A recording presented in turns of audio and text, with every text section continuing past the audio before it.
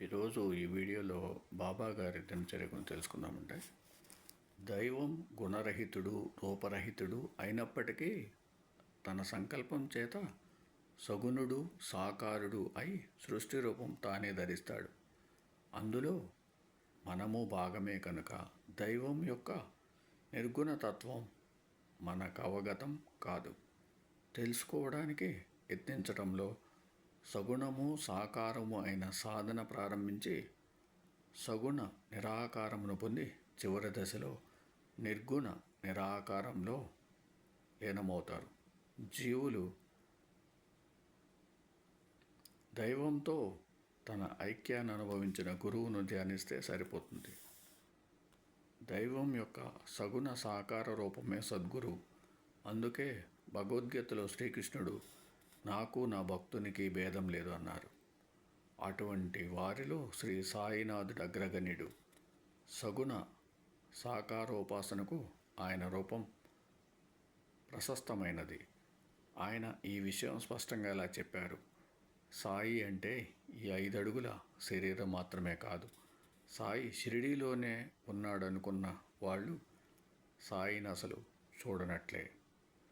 సగుణ నిరాకారం దాకా చేరిన సాధన నిర్గుణ నిరాకార స్థితిని పొందే తీరుతుందని శ్రీ రామకృష్ణ పరమహంస శ్రీ రమణ మహర్షి చెప్పారు. కాబట్టి అన్ని విధములైన సాధనలకు శ్రీ సాయి సాటిలేని ధ్యానమూర్తి. అటువంటి సాధనకు ఉపకరించే వాటిలో శ్రీ సాయి దినచర్య ఒకటి. దానిని ఈ అధ్యాయంలో తెలుసుకుందాం.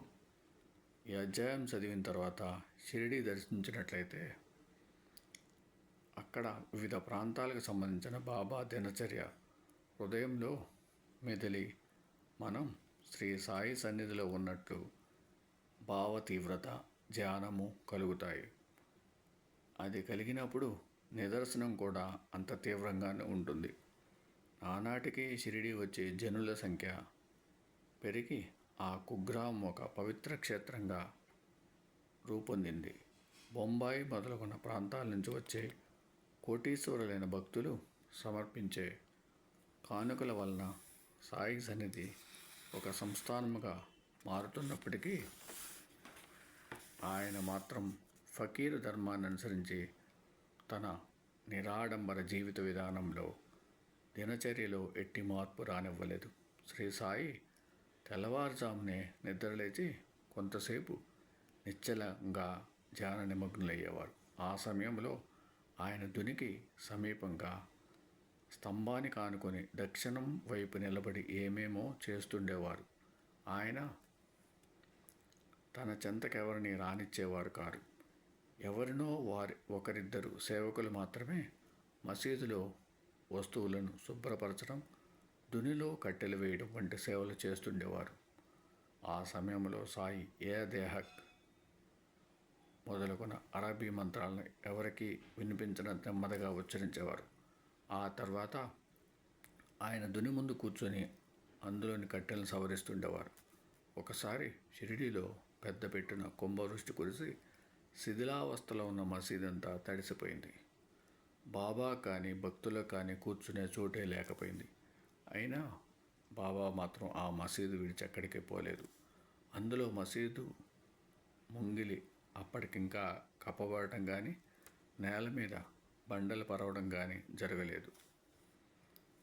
మసీదు మట్టి కట్టడం, అప్పుడప్పుడు పేడతో అలికేవారు. ఆ రోజు నారాయణ తేలి అని భక్తుడు బాబాను ఆ ఊరి చావుల్లో తలదాచుకోవలసిందిగా కోరాడు. కానీ బాబా అందుకు అంగీకరించలేదు. భక్తులందరినీ అక్కడ తలదాచుకోమని సలహా ఇచ్చారు. భక్తులు పట్టుబట్టారు, బ్రతిమాలారు. చివరికి వారికున్న ప్రేమ చనువు పురస్కరించుకొని బాబాను జబ్బలు పట్టి లేవదీసి చావడికి తీసుకుపోయారు.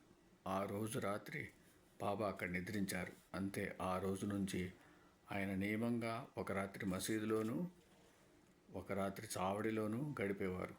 ఆయన అలా చావడికి వెళ్ళడం రాను రాను మేళతాళాలతో తీసుకొచ్చే ఊరేగింపుగా తయారైంది.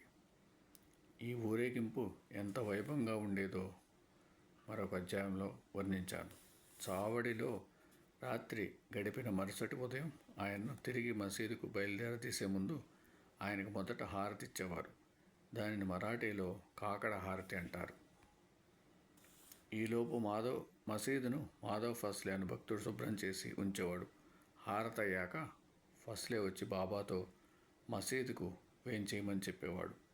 అతడు వచ్చి చెబితే కానీ ఫస్లేతోనూ మరి ఇతర భక్తులతోనూ కలిసి బాబా మసీదు చేరేవారు కారు. బాబా మసీదు చేరగానే ఫస్లే బకెట్తో నీళ్లు పెట్టేవాడు. బాబా మొహం కడుక్కొని ఆ తర్వాత మౌన ముద్రలో చాలాసేపు అగ్నికేసి దృష్టి నిగిడ్చి కూర్చునేవారు. తర్వాత అందులోని కట్టెలను సవరిస్తూ దర్శనార్థం వచ్చిన భక్తులతో తాము ఆ కిందటి రాత్రి ఎక్కడెక్కడ భక్తుల్ని ఎలా కాపాడింది చెబుతుండేవారు. కానీ రాత్రంతా ఆయనకు తోడుగా నిద్రించిన భక్తులకు ఆయన స్థూల రూపం అక్కడే ఉన్నట్లు కనిపించేది. కొంతకాలం తర్వాత ఆయా ప్రాంతాల నుండి వచ్చిన భక్తుల వల్ల సాయి చెప్పిన మాటలని యథార్థాలని రుజువయ్యేవి. ఒక్కొక్కప్పుడు సాయి ఆ కిందటి రాత్రి మరణించిన ఆత్మలను ఊర్ధ్వలోకాలకు తానే ఎలా తీసుకుపోయింది వివరించి చెప్పేవారు. ఓం సమ సద్గురు సాయినాథ్ మహారాజ్కి జయ. ఓం సమ సద్గురు భరద్వాజ్ మహారాజ్కి జయ.